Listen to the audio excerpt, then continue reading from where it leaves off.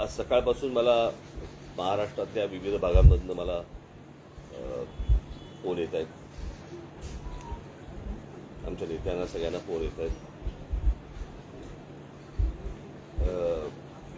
महाराष्ट्राच्या बाहेरूनही अनेक ठिकाणून फोन येत आहेत किंवा माहिती मिळते त्यांची.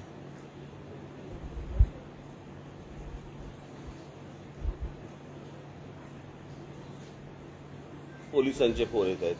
पोलीस काही गोष्टी सांगतायत. सर्वसाधारणपणे आता अनेक ठिकाणी आमच्या पदाधिकाऱ्यांना, माझ्या महाराष्ट्र सैनिकांना पोलीस नोटिसेस पाठवत आहेत, डिटेन करतायत, पकडतायत.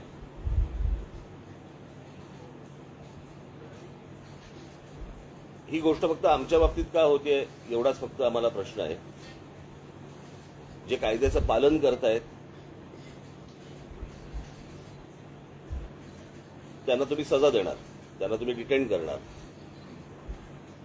आणि जे कायद्याचं पालन करत नाहीयेत त्यांना तुम्ही मोकळीक देणार.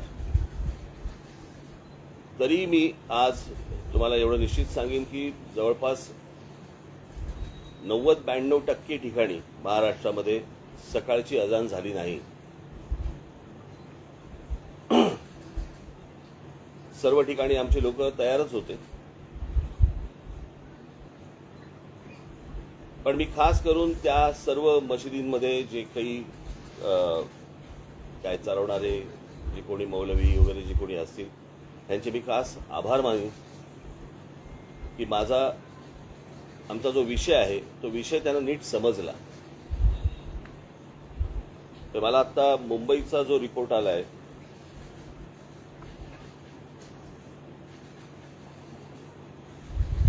त्या मुंबईच्या रिपोर्टप्रमाणे मुंबईमध्ये 1140 मशिदी आहेत आणि त्याच्यापैकी 135 मशिदींवरती सकाळची अजान 5 वाजायच्या आत लावली गेली.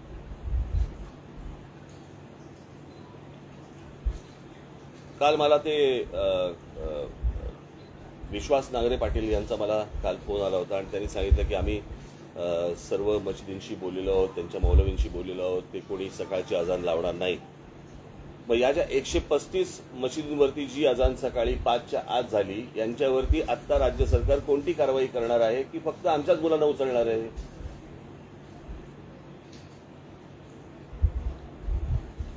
एक विषय मला असं वाटतं आपण समजून घेतला पाहिजे. हा विषय क्रेडिटचा नाहीये की हे आमच्यामुळे झालं किंवा कोणामुळे झालं, हा विषय नाहीये. मला असं वाटतं की सामंजस्याने जर सगळ्यांनी जर हे विषय नीट हाताळले तर हा विषय सगळ्यांचा आहे. म्हणजे हा एकटा क्रेडिट काय बाबा आमच्यामुळे 92% ठिकाणी अजान झाली नाही, मला नाही असल्या क्रेडिट घ्यायची इच्छा पण नाही. आम्ही हे फक्त बोललो, तुम्ही ही गोष्ट दाखवली, लोकांपर्यंत पोहोचवली, लोकांनी ही मान्य केली. त्याच्यामध्ये ज्या मशिदी होत्या त्या मशिदीमधले जे मौलवी होते त्यातल्या अनेकांना हा विषय समजला, त्यांच्यापर्यंत पोहोचला, सरकारपर्यंत पोहोचला. सरकारमधल्या मी पोलीस दलाला देखील मी धन्यवाद देईन की त्यांनी ह्या सगळ्या गोष्टींची काळजी घेतली. मी तुम्हालाही खास करून धन्यवाद देईन की तुम्ही हा लोकांपर्यंत नीट विषय पोहोचवलात.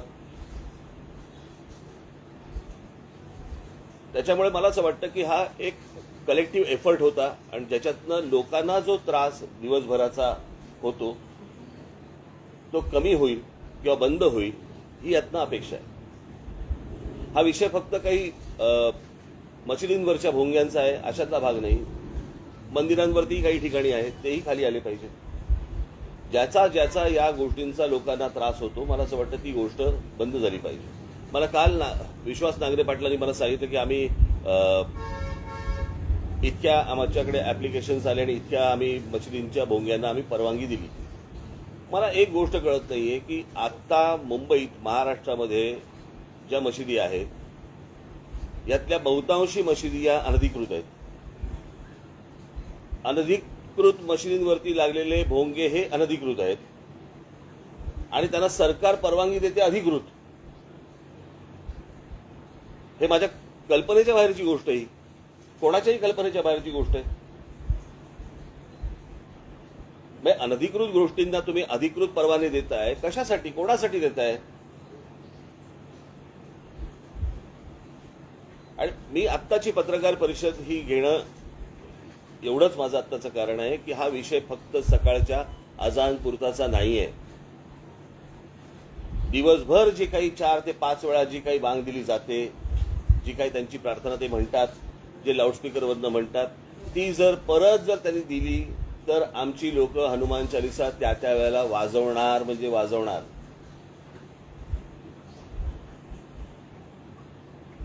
प्रश्न असा आहे की सुप्रीम कोर्टाच्या आदेशाचं पालन जर समजा तुम्हाला करायचं असेल तर सुप्रीम कोर्टाने सांगितलेले डेसिबल्स मी काल माझ्या पत्रामध्ये दिलेले आहेत. साधारणपणे जिकडे लोकवस्ती असते त्या लोकवस्तीमध्ये 45 ते 55 डेसिबल पर्यंत तुम्ही स्पीकर लावू शकता परवानगी घेऊन. काल विश्वास नांगरे पाटलांनी मला जे सांगितलं की आम्ही त्यांना परवानगी दिलेली आहे. तुम्ही 365 दिवसाची कशी काय देऊ शकता? आम्हाला परवानगी देताना दिवसाची परवानगी तुम्ही देणार, सणासुदीला देताना तुम्ही 10 दिवसाची 12 दिवसाची अशी परवानगी देणार आणि यांना 365 दिवसाची देणार. कशासाठी?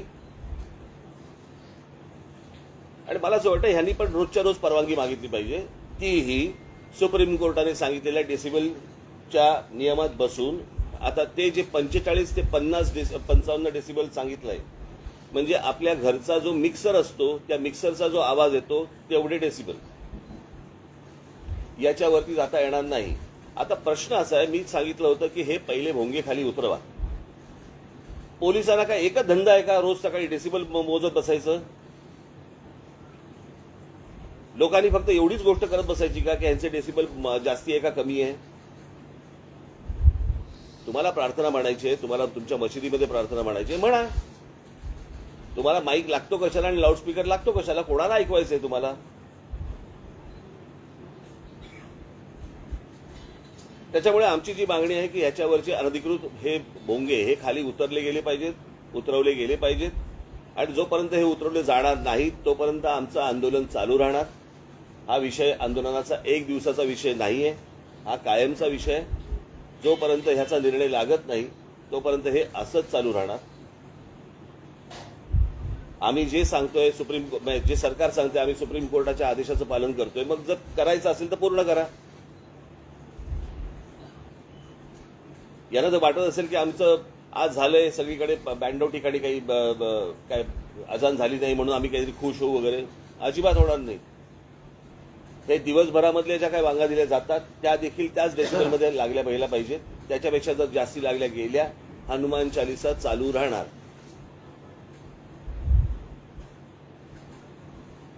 यांचा जर या बाबतीत, बरं मी काल पण सांगितलंय, परत एकदा सांगतो, हा सामाजिक विषय, हा धार्मिक विषय नाही. याला जर धार्मिक वळण द्यायचा जर त्यांनी प्रयत्न केला तर त्याला आम्ही धार्मिक वळण देऊ. आमची अजिबात इच्छा नाही की कुठे शांतता बिघडावी या महाराष्ट्रातली, देशातली, किंवा कुठे दंगली व्हाव्यात. अजिबात इच्छा नाही, गरज पण नाही. तुमच्या जर लक्षात असेल तर परवा दिवशी माझ्या संभाजीनगरला भाषण चालू असताना ज्या वेळेला तिकडे बांग दिली गेली त्यावेळेला मी हे पोलिसांना सांगितलं.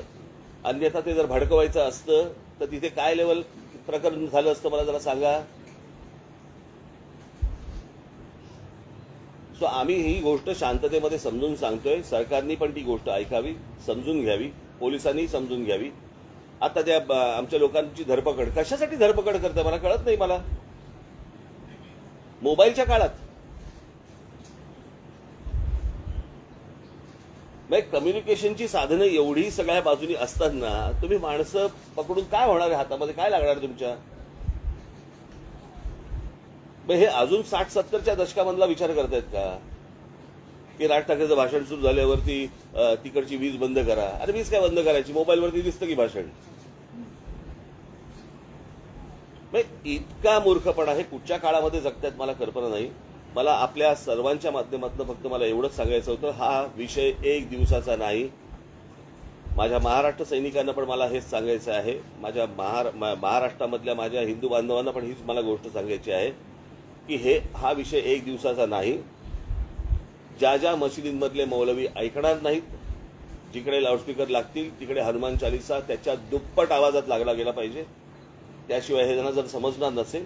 आणि मी पोलीस यांच्या पोलिसांच्या कारवाईची मी अपेक्षा करतोय की या 135 मशिदींवरती मुंबईतल्या खास करून महाराष्ट्रातल्या तिकडचे जे काही कमिशनर असतील ते बघतील, पण मुंबईचे पोलीस कमिशनर, मुंबईचे पोलीस हे या 135 मशिदींवरती काय कारवाई करणार आहेत आणि करणार आहेत की नाही करणार आहेत हे एकदा समजू देत.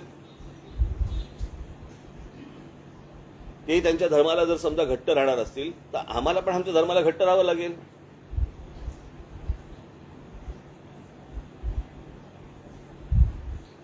याचा पोलिसांनी विचार करावा, सरकारने विचार करावा आणि मला असं वाटतं की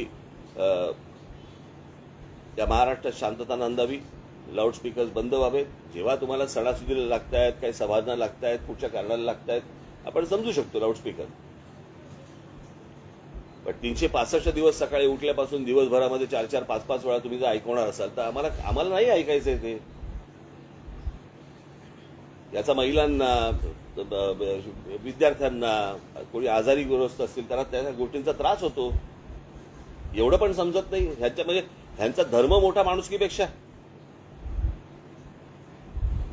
परंतु मी परत सांगेन आपल्याला की ज्या मशिदींवरचे सकाळी आज अजान झाली नाही त्यांनी देखील याच्या पुढे ज्या वेळेला त्यांना काय प्रार्थना म्हणायची आहे, एक तर पोलिसांनी हे भोंगे खाली आणले पाहिजेत. तुम्हाला जी काय प्रार्थना करायची मशिदीमध्ये करा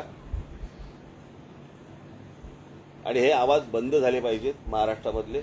एवढीच फक्त मी अपेक्षा करतोय. परत एकदा सांगतो, हा विषय एक दिवसाचा नाही. तुम्ही 4 तारीख म्हणून 4 तारीख पकडू नका. हा कायमस्वरूपी राहणार जोपर्यंत विषय निकाली लागत नाही तोपर्यंत. सर, एक प्रकारे तुम्ही हे आंदोलन जे आहे ते तीव्र करताय. म्हणजे एक प्रकारे जोपर्यंत हा मुद्दा सुटत नाही तोपर्यंत तुम्ही हे आंदोलन तीव्र करताय. यामुळे समाज स्वास्थ्य किंवा कायदा सुव्यवस्थेची परिस्थिती याचा विचार त्यांनी करायचा आहे, मी नाही करायचा आहे ना.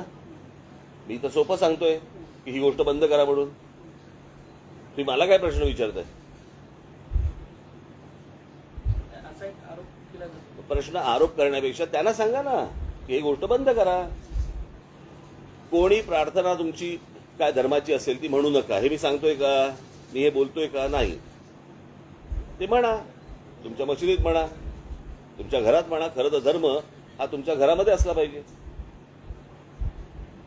देवळामध्ये जातो आपण, नमस्कार करतो, परत येतो. आपण या तिकडे प्रत्येक जण जो जातो तो काय आरती करत बसत नाही. मला असं वाटतं मी तुम्हाला एक बाहेर निरोप दिला होता ना. मी तुम्हाला मगाशी निरोप दिला होता की मला जे बोलायचंय मी आपल्यासमोर येऊन मांडीन. हा काही प्रश्नोत्तराचा तास नव्हे.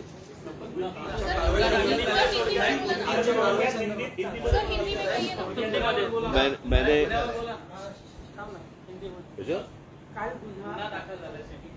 औरंगाबाद माझं हिंदी चांगलं नाही रे एवढं.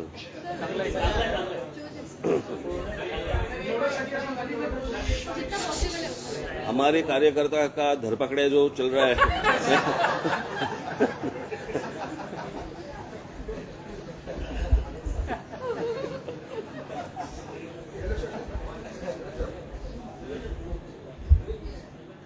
आज 4 तारीख है. 4 तारीख को हम लोगों ने मस्जिदों के ऊपर के जो लाउडस्पीकर है वो बंद करने के लिए सरकार को विनती की थी. और 4 तारीख के बाद हम लोग अगर लाउडस्पीकर चलाए गए तो उसके सामने हम लोग हनुमान चालीसा इस महाराष्ट्र में, देश में लोग चलाएंगे, लाउडस्पीकर के ऊपर चलाएंगे. ये हम लोगों ने कहा था. उसके हिसाब से अगर महाराष्ट्र में आज का मुझे जो समझ आया है, जो सुबह मुझे बताया गया, उसके हिसाब से कुछ 1400 या 1500 कुछ मस्जिदें हैं.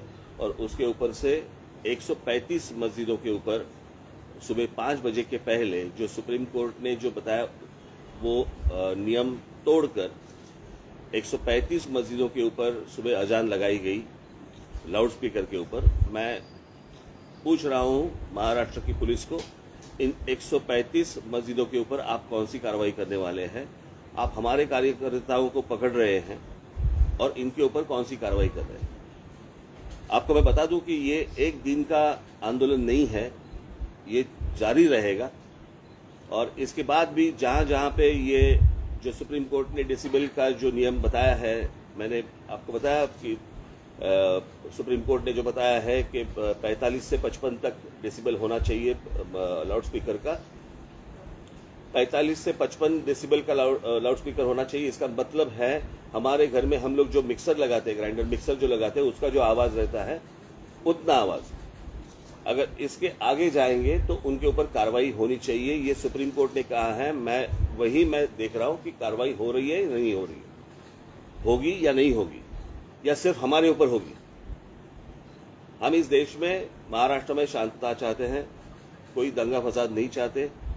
हम सिर्फ चाहते हैं कि जैसे मस्जिदों के ऊपर है, अगर इलीगली अगर मंदिरों के ऊपर भी होगा वो भी निकालो आप। ये विषय सामाजिक है, ये धार्मिक विषय नहीं है, ये पहले समझ लो आप। और उसके हिसाब से मुझे लगता है किसी भी सरकार को, इस देश में किसी भी राज्य सरकार को या वहां की पुलिस को इस तरह की एक्शन उनको लेनी चाहिए। अगर आप सुप्रीम कोर्ट का अगर आप कंटेम्प्ट ऑफ कोर्ट कर रहे हो तो सुप्रीम कोर्ट इसके आगे क्या करने वाली है ये भी मुझे देखना है। कि एक बार फैसला सुना देती है आप, और फैसला सुनाने के बाद अगर नीचे जो सरकारें हैं वो उसका इम्प्लीमेंटेशन अगर नहीं कर रहे हैं तो फिर फायदा क्या है सुप्रीम कोर्ट का? सुप्रीम कोर्ट का डिसीजन है, डिसीजन के बाद अगर सरकारें नहीं मानती तो क्या करेंगे आगे? और जब निवेदन की भाषा जब नहीं समझ में आती तब आंदोलन की भाषा शुरू हो जाती है। और इसके लिए आंदोलन है, ये एक दिन का आंदोलन नहीं है, ये चालू रहेगा जब तक ये आवाजें लाउड स्पीकर बंद नहीं होते, तब तक ये चालू रहेगा। ठीक है?